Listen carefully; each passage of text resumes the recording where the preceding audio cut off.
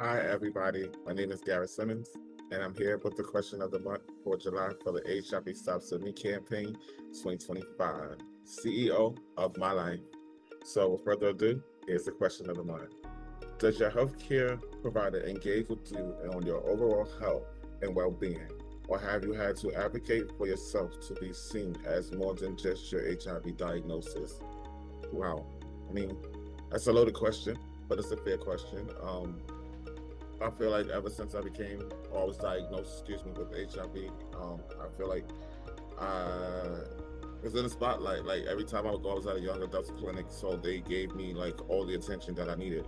So as I got older and aged out of that program, I kind of feel like when I got into adult care for myself living with HIV, and I realized that the services that I was getting kind of changed. It became shorter, especially the time frame, like when you got to see the doctor, ask questions, or the doctor would just explain it to you, and I kind of felt bare, like naked out in the open. Like I was this sheltered person when I was young. When I found out at the age of 15, when that I was living with HIV, and getting not right away, but getting into Fair Medical Center. I remember, all the wonderful people I met, all the the times that were really great, and the medications that I was taking to eventually at some point help me to become undetectable. But with a few kinks in between. But again, like being an adult now and going to the getting services is kind of tricky. It's like you gotta ask the questions that they don't ask you, and like they say like, oh, actually, how's everything going? That doesn't really say like, hey, do you have any pain? Like, do you have any this?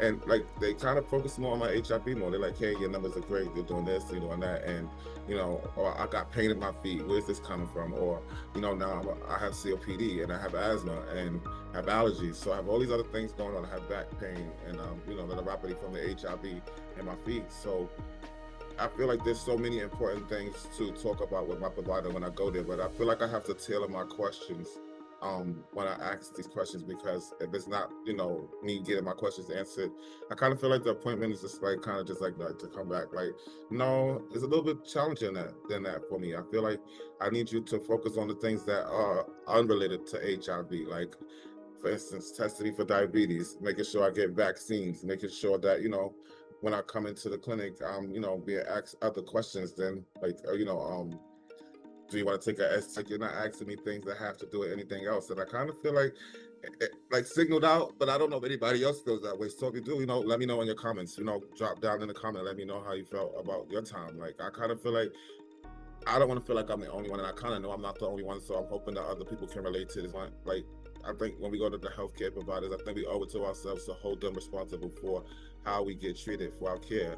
If we even have to advocate for more time when we go to our providers, I think we have to be the people to take initiative of our care and of our well-being. So I think as a person living with HIV, what I'm going to do as a challenge to challenge myself is that every time I go to my provider, I want to act second or answer, like kind of push to the side and answer it later on. But I'm going to answer those questions first because I want to know, so I encourage everybody else to do this, and it stops with me as well. So as long as we're seeking treatment and we're in care and we're practicing self-care for ourselves, believe that you're doing the right things and that we can help. And I'm hoping that this find somebody that I can help at some point. So appreciate y'all. Have